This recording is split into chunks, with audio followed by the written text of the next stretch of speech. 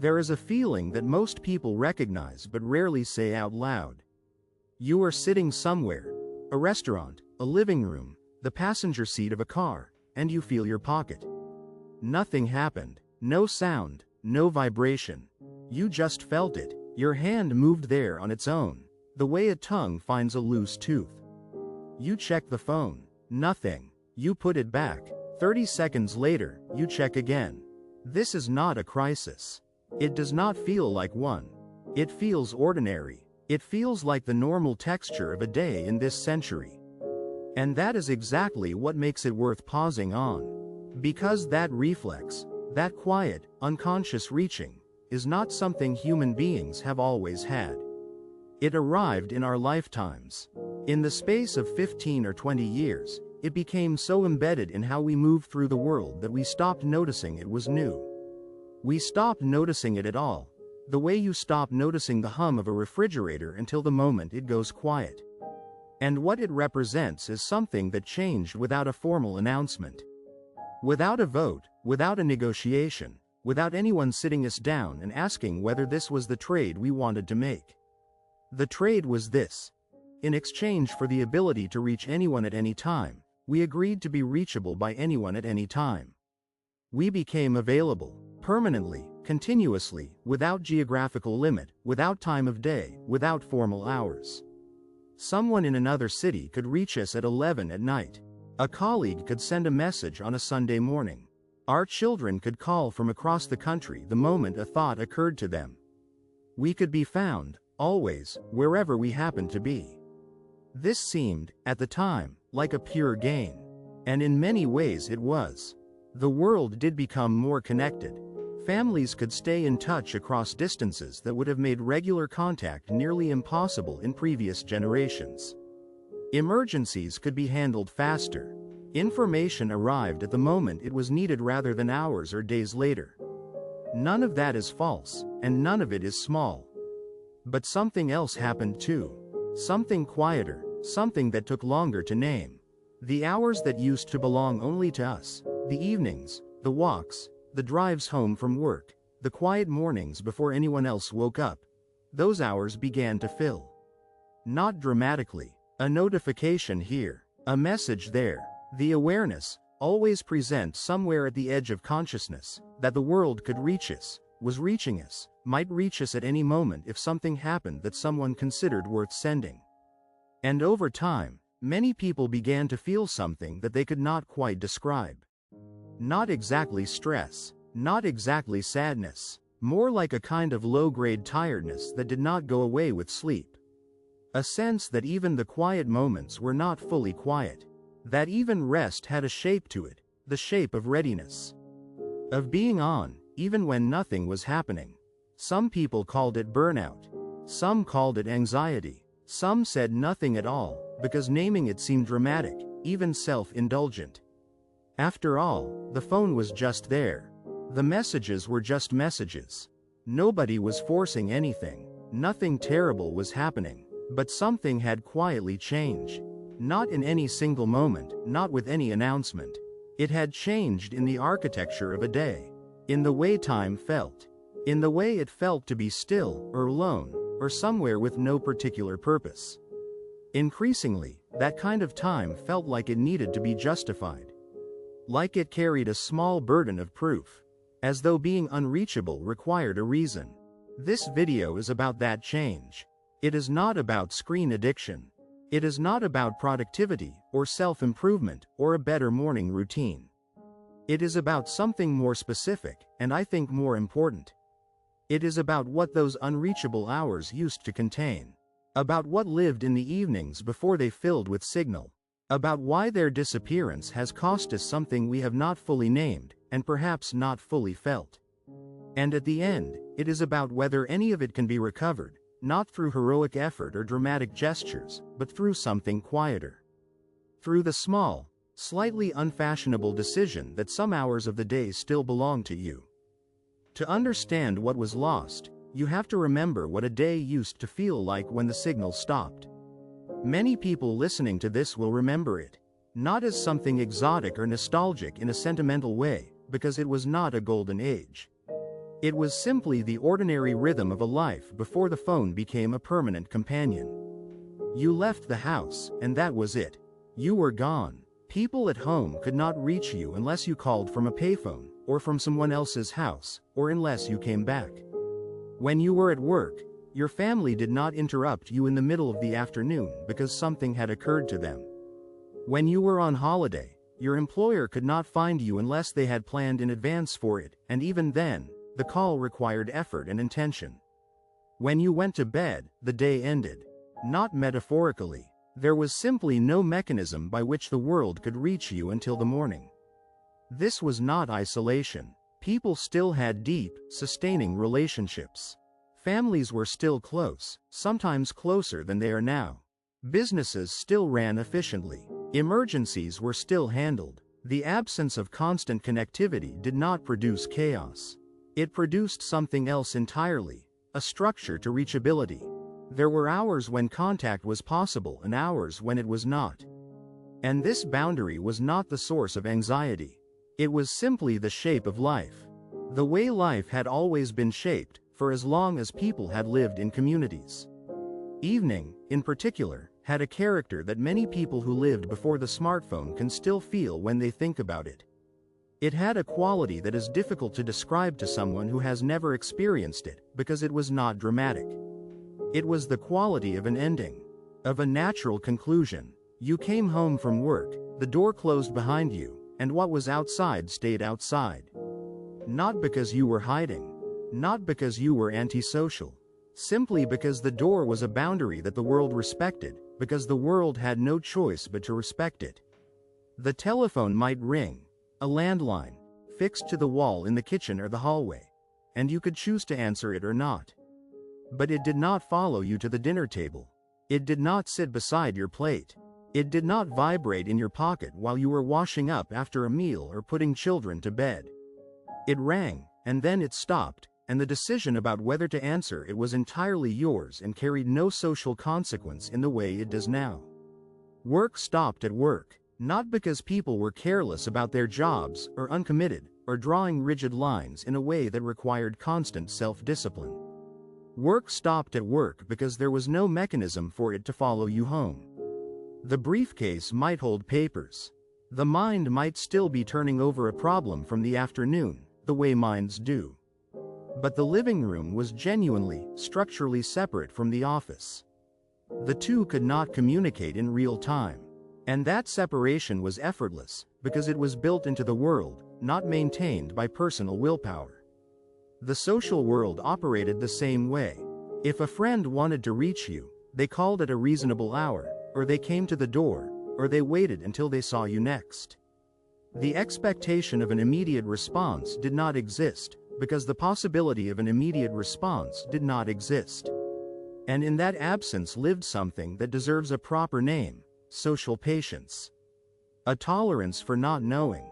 An acceptance that other people's lives had interiors you could not monitor in real time, and that this was perfectly fine. Normal, even respectful. The shift began gradually. The pager changed things first, particularly for doctors and emergency workers and people in jobs that genuinely required them to be reachable at odd hours. The first mobile phones, expensive, heavy, carried by a small number of people, changed things a little further. But the culture of availability remained relatively contained, because the devices were rare and the expectations followed the devices. Then the smartphone arrived, and even then, in those first few years, the norms had not yet shifted entirely. People were still somewhat surprised when someone expected an immediate reply to a message. The etiquette was still being negotiated.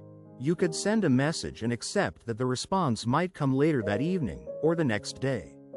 The technology was new enough that its power to reach you was still seen as a feature you could choose to use, rather than an obligation you were enrolled in simply by carrying the device.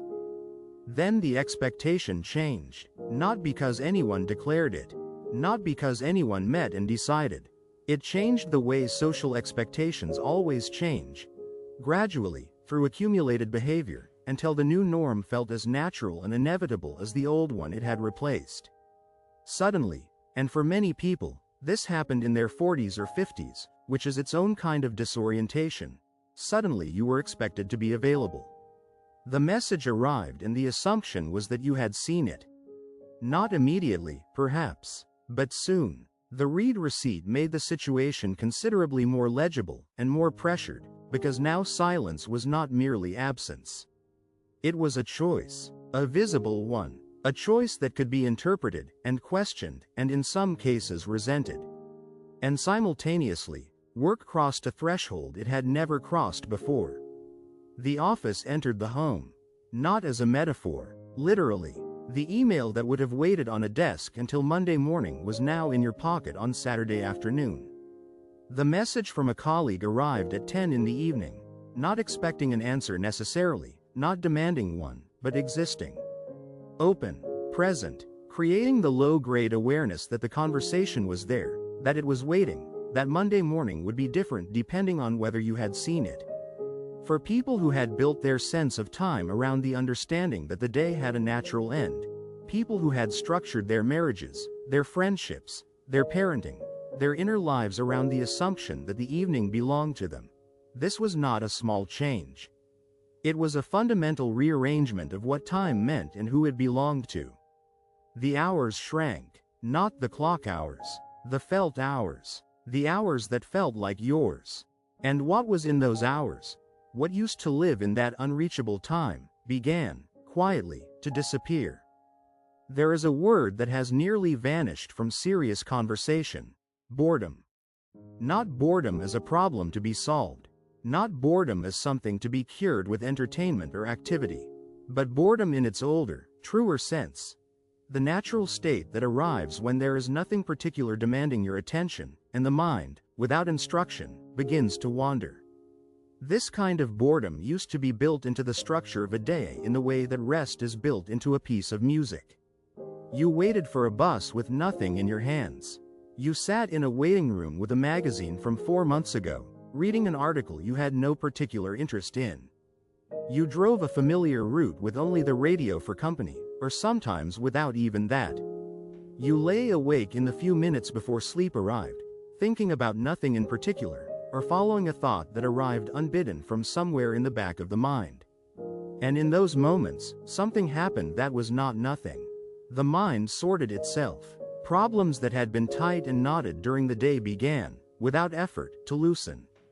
Creative connections formed between things that had seemed unrelated. Feelings that had been crowded out by the business of the day found a surface to rise to. Memories arrived without being summoned. Regrets were examined gently, at a distance, and sometimes resolved. Small plans took shape, not forced plans, not scheduled plans, but the quiet plans that arrive when the mind is not being asked to do anything else. This is not romantic nostalgia. The boredom was not always comfortable. It could be genuinely unpleasant. It could feel like restlessness, or emptiness, or a mild anxiety that wanted to attach itself to something. But that unpleasantness had a function. It was a signal, the mind's way of surfacing what it needed: more rest, or a change in direction, or the acknowledgement of something that had been avoided. And the enforced stillness of waiting, or transit, or the quiet before sleep, gave the signal space to be heard. Now those moments are filled, not aggressively, not deliberately, simply by the availability of an alternative. The phone is there, the podcast is there, the endless scroll of news, images, opinions, other people's lives is there. The moment a gap opens in the day's stimulation, something rushes in to occupy it. And this feels like a solution, because it removes the discomfort of the gap. But it is not a solution. It is a suppression. The thoughts that needed processing are still there. The feelings that needed space are still there. The mind continues working on things it never got to articulate, problems it never got to sit with, emotions it never got to examine without distraction. They do not disappear because they were not given room. They accumulate. They contribute to a kind of internal crowding that many people feel but struggle to explain. This is part of what people mean when they describe a modern exhaustion that a good night's sleep does not fix. Not because the body is not resting. Because the mind, in a deep sense, never fully stops. It rests only in the gaps. And the gaps have been systematically reduced. But it is not only the inner life that has suffered. The relationships have suffered too. In ways that are harder to point to, because nothing broke. Nothing ended. The connections did not shatter. They simply thinned. Think about a dinner conversation from before the phone was a permanent presence at the table. Two people, a couple, a parent and an adult child, two old friends, sitting across from each other with nothing else in the room competing for their attention. Not because they had agreed to a rule, not because they were virtuous, but because the competition did not exist yet. The conversation had to carry the evening by itself. And so it did. It went to places it might not have gone if something else had been available. Things were said that would not have been said. Silences happened that were not awkward but full. The other person's face was watched in a way that is difficult to describe. A kind of attention that comes naturally only when there is genuinely nothing else to look at. Now, at many tables, the phone sits nearby. Turned over, perhaps. Silenced. But present. And its presence changes something subtle about the quality of what happens between people, even when no one touches it. Researchers who study attention have documented something they call the brain drain effect. Even a smartphone placed face down on a table, not in use, not making any sound, reduces the cognitive capacity of the people nearby. Not dramatically, but measurably, because the brain knows the device is there, knows it can be checked. And some small portion of attention, not all of it, not even most of it, just enough, waits at the door for permission to go there. Over the course of a decade of dinners, a decade of conversations conducted at slightly reduced depth, the cumulative effect is something that is hard to name but easy to feel. A relationship that is close and real and genuinely caring, but somehow not quite as present as it once was. Not because of any single conversation. Because of all of them, conducted with a fraction of attention always elsewhere. And then there is sleep. Many people in their 50s and 60s who report persistent sleep difficulty describe a pattern that involves the phone without necessarily involving active use of it. Not staying up late scrolling, not answering messages at midnight, but simply being aware of the device. The low-grade knowledge that it is on the nightstand, that someone might have sent something, that the world did not stop when the lamp went out, and the phone is lying there in the dark, carrying the permanent possibility of something worth knowing. The brain evolved over a very long time to monitor for potential threats during sleep. That monitoring system is sensitive to relevance, to things that might require action, to information that matters. The smartphone sits at the edge of consciousness like something that matters. Because it does matter, in the waking hours. The sleeping brain cannot fully separate the two modes. It keeps one part of itself alert in a way that our ancestors, who lay down in the quiet and the dark without any device beside them, simply did not need to do. The tiredness is real. The sleep is real. The problem is that the sleep is not quite as restorative as it looks, because some part of the mind never fully closed for the night. And perhaps the most difficult cost of all, because it is the hardest to measure, is the slow erosion of what might be called the private self. There is a version of you that exists only when no one is watching. Not a secret version, not a hidden or shameful version. Simply the unperformed version. The one that moves slowly, thinks sideways, feels contradictory things without needing to resolve them. The one that does not narrate its experience for anyone else's benefit. This version of you requires time that is not documented. Not shared, not potentially shared, time that exists only for itself. The smartphone narrates everything, even when you are not consciously doing the narrating. The beautiful walk becomes something that might become a photograph. The interesting thought becomes something that might become a message. The private feeling is processed partly through the lens of how it might be described, even if you never describe it. The possibility of sharing changes the quality of the experience. The way being watched changes the way a person moves. This is subtle. It does not feel like surveillance. But over time, for many people, it has made being alone feel slightly different than it used to. Less restoring, more like a pause between performances, rather than the genuine solitude it once was.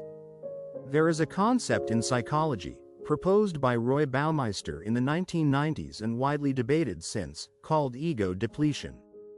The basic idea is that the self's capacity to make decisions, resist impulses, and manage its own attention is not unlimited.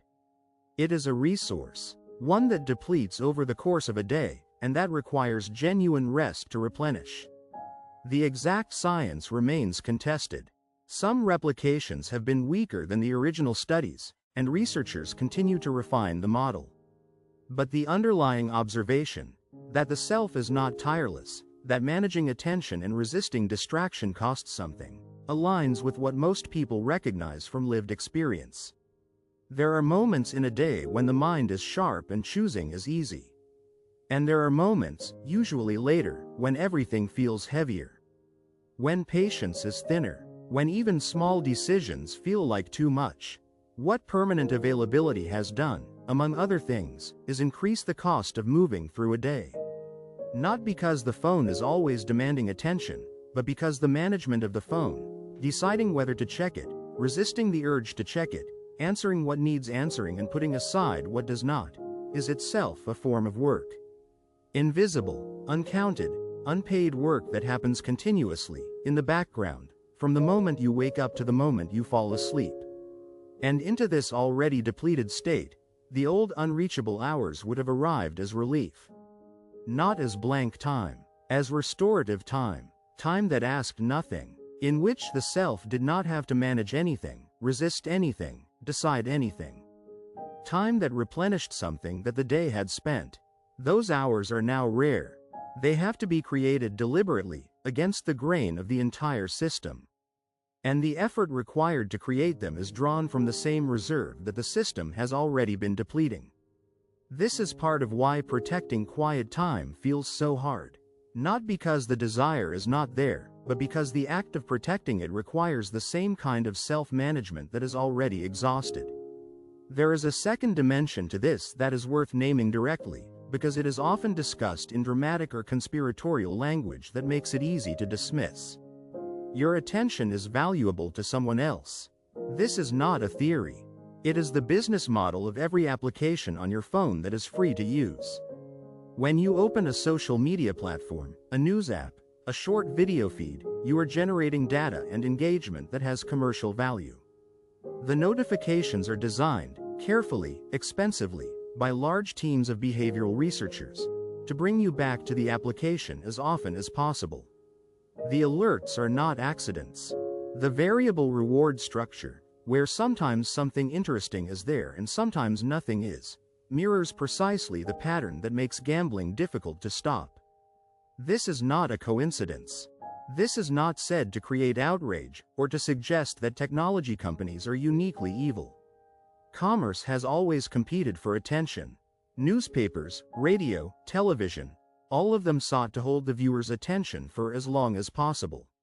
What is different now is the scale of the targeting, the personalization, and the access. The device is in your pocket, always, and the systems it runs are learning, continuously, what keeps you engaged. What this means, practically, is that the gradual disappearance of your unreachable hours is not a neutral development. It is not simply the natural consequence of useful technology arriving in the world. It is, in part, the outcome of a commercial system that has a financial interest in eliminating the hours in which you are not generating attention. You did not lose the quiet evenings simply to progress. You lost them, in part, because there was money in their absence. And the social norms followed the economics, the way they always do. The expectation of immediate response is now so thoroughly embedded in how people relate to each other that declining it, going quiet for an afternoon, not answering a message for several hours, choosing to be unreachable, requires justification. It has come to feel, to many people, like a form of discourtesy. This is worth sitting with, because it is genuinely strange. For the entire history of human communication until perhaps 15 years ago, delayed response was not discourtesy. It was the default. You wrote a letter and waited. You left a message and it was returned when convenient. You knocked on someone's door and, if no one answered, you came back another time. The expectation of immediate access to another person. The assumption that a failure to respond within an hour required explanation would have struck previous generations as unusual. Close to intrusive. The kind of behavior that, in a letter-writing age, would have been considered bad manners rather than its opposite. We have moved so quickly from that world to this one that we have not had the time to decide what we actually want. The technology arrived faster than the culture could process it. The norms formed in real time, out of accumulated behavior rather than deliberate choice. And now many people find themselves living inside expectations they did not choose and would not, if asked, choose now. What many people find, when they manage to be genuinely unreachable for a few hours, when the phone is in another room, when the walk happens without the device, when an evening passes without checking anything, is something they did not expect to want so much. Silence. Not the absence of sound, but the silence of a room after the music stops. The silence that has texture. That lets you hear what is underneath. And in that silence, a distinction becomes clearer. The distinction between solitude and loneliness. Loneliness is painful. It is the experience of being alone when you do not want to be. Of reaching for connection and finding nothing there. Loneliness is a form of hunger, and it deserves to be taken seriously. Solitude is something entirely different. Solitude is being alone in a way that is not painful. In a way that is, in fact, generative. The condition in which the thread of your own thinking becomes audible again. In which you remember what you actually feel about something, rather than what you have said about it. In which you recover a sense of yourself as someone located in a particular body, in a particular place, with a particular history. This matters because the smartphone has done something paradoxical to both of these states. It has made loneliness easier and solitude harder.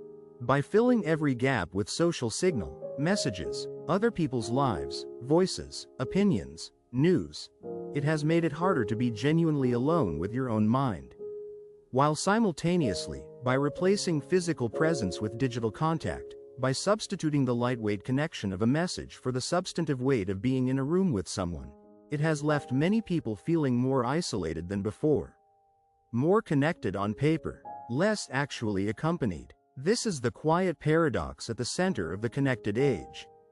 Connection became frictionless, available at any moment, essentially free, and felt intimacy, for many people, quietly declined.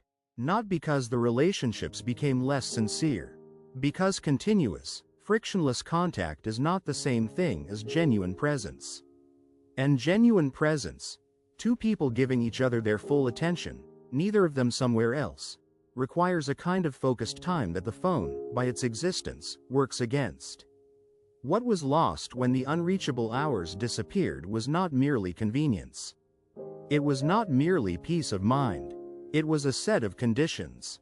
The conditions under which the self remains coherent, under which relationships can deepen past a certain threshold, under which rest is actually restoring. Those conditions have not been replaced by anything. They have simply been reduced. And the people who seem most genuinely present, who give their attention fully when they are with you, who listen without seeming to be somewhere else, who seem to inhabit their own lives with a kind of solidity, are often the people who still have some portion of time that belongs entirely to them. Not as a discipline, as a habit, as a quiet insistence that the hours are theirs to give or withhold. The capacity to be unreachable and the capacity to be fully present are not opposites. They are the same quality seen from different sides of the same moment. There is a practice, very old and very simple, that various philosophical and spiritual traditions have recommended across many centuries and many cultures. It goes by different names in different places. Some call it contemplation, some call it withdrawal, some call it the Sabbath, the sacred rest, the weekly interruption of ordinary demands. The specifics differ. The underlying instruction is the same. Set aside some portion of each day, or each week, in a condition where the world cannot reach you. Not because the world is bad, not as a rejection of obligation, But because the human self requires time that belongs entirely to itself in order to remain recognizable, to itself and to others. This is not presented as a spiritual argument. It is presented as an observation about how people seem to work. The ones who understood this intuitively, who lived by it as a matter of course rather than as an achievement, were not the ones who seemed withdrawn or difficult. They were, often, the ones who seemed most grounded, who had a quality of attention that felt complete, who, when they were with you, were fully with you. Not partly somewhere else, not half-managed, but actually present. Because the capacity to be present with others is connected, in a way that is not obvious until you think about it carefully, to the capacity to have been genuinely away from others. The two are not in competition. The deep rest that makes genuine attention possible comes from time that is not in service of anyone's needs, including your own. It comes from the hours that simply exist, without purpose, without being spent on anything particular. This does not require a dramatic restructuring of life.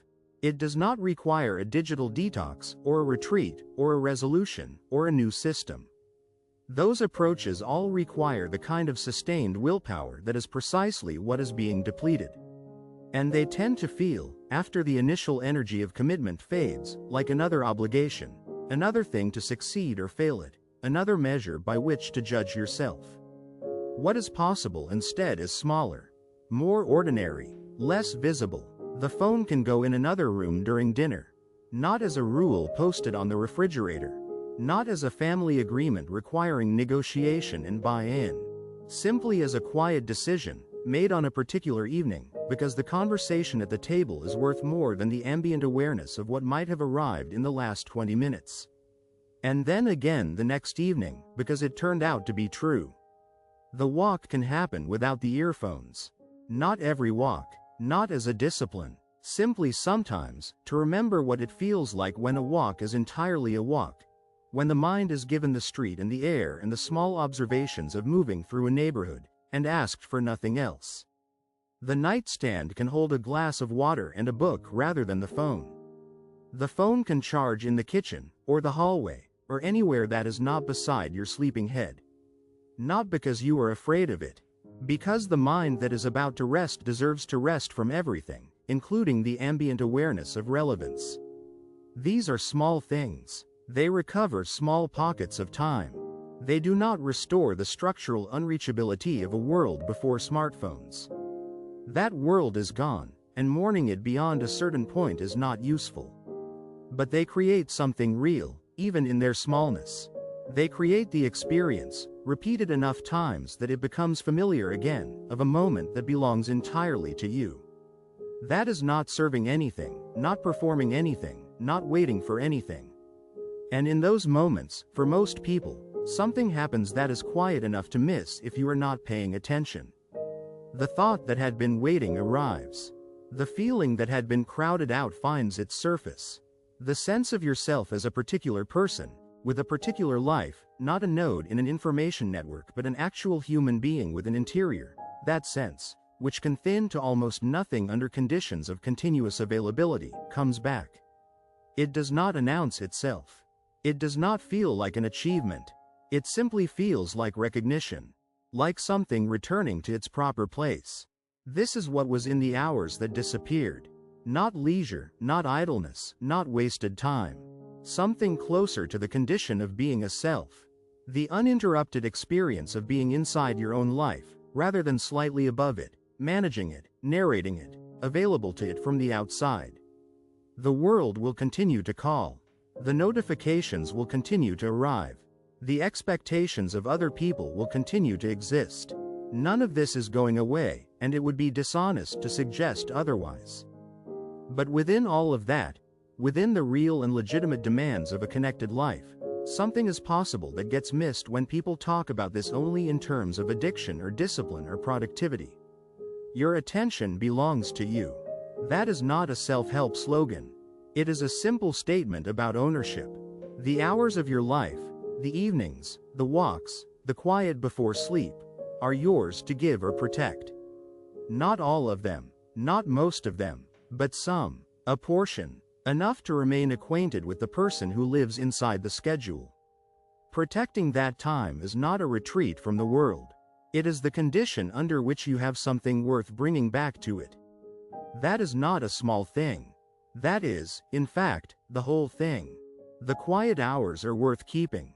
Not loudly, not as a statement, simply as the steady, undramatic habit of a person who has not forgotten what they cost to lose.